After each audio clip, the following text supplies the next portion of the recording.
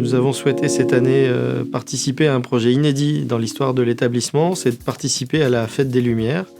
C'est la première fois que l'université va y participer à cette échelle.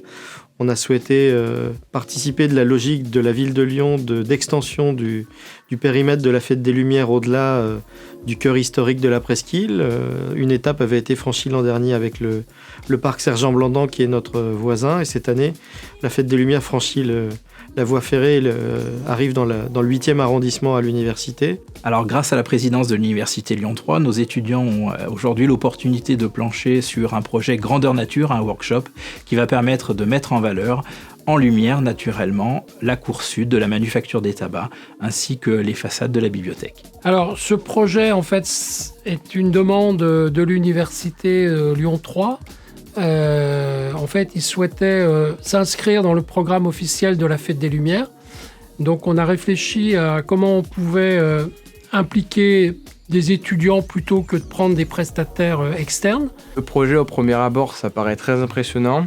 On parle quand même de la Fête des Lumières, on parle quand même d'une façade qui est vraiment grande. Donc quand on n'a jamais touché au domaine de l'éclairage, ça paraît, on est un peu face au mur en mode qu'est-ce qui va se passer. Mais encore une fois, on a des intervenants impliqués qui nous expliquent vraiment comment ça va se passer.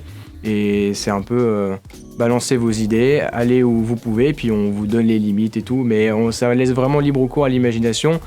Et justement, au début, j'étais un peu bridé en mode qu'est-ce qu'on peut faire, qu'est-ce qu'on peut pas faire. Et on a dit non mais vas-y. Et là, c'est autoroute, on écrit sur feuille et puis on va très très loin. Et ça, c'est vraiment intéressant. Donc voilà, il n'y a pas vraiment de limite créative, on peut vraiment aller au bout de nos idées. Faut que ce soit raisonnable évidemment, mais à ce là c'est vraiment intéressant. Et puis c'est quelque chose de concret. C'est un gros défi parce que c'est une façade vraiment énorme. Et qu'on utilise des techniques qu'on n'a pas du tout l'habitude d'utiliser, notamment du mapping. C'est très intéressant du coup de pouvoir se former par le biais de cet événement.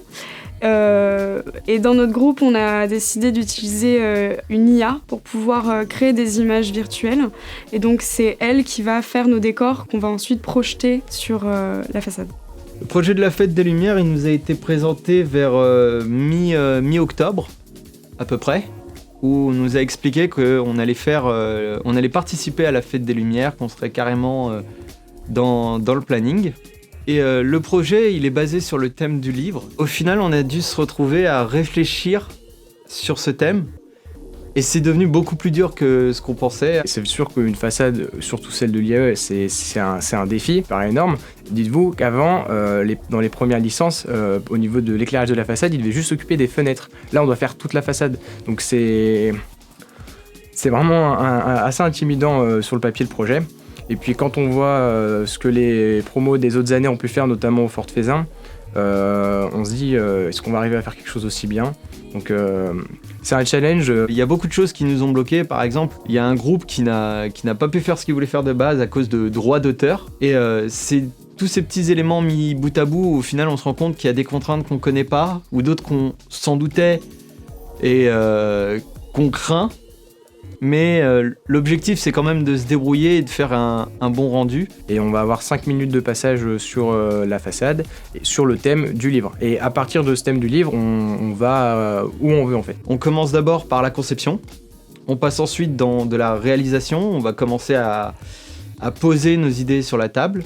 Et la réalisation, elle est en 2 étapes. Du coup, on pose les idées sur la table. Ensuite, vraiment, on va mettre les images animées ou des vidéos.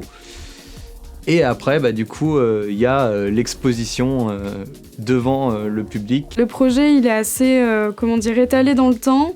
On a d'abord la planification, le scénario avec toute l'histoire que l'on veut créer, la manière dont on va du coup utiliser des outils pour arriver à nos fins, et puis réaliser tout un storyboard avant de transformer ce projet en mapping et qu'on puisse enfin le projeter sur la façade. Le mapping, en fait, c'est projeter une image sur un mur.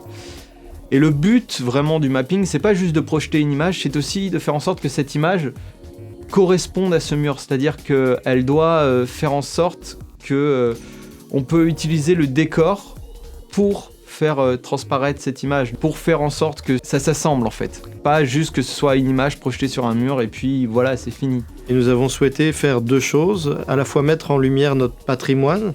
La manufacture de tabac est un bâtiment absolument magnifique, sur lequel nos étudiants évoluent dans ce campus historique qui était un campus ouvrier, d'origine ouvrière, avec des années de tradition de fabrication de tabac ici. Et puis également, on a voulu mettre en lumière nos étudiants.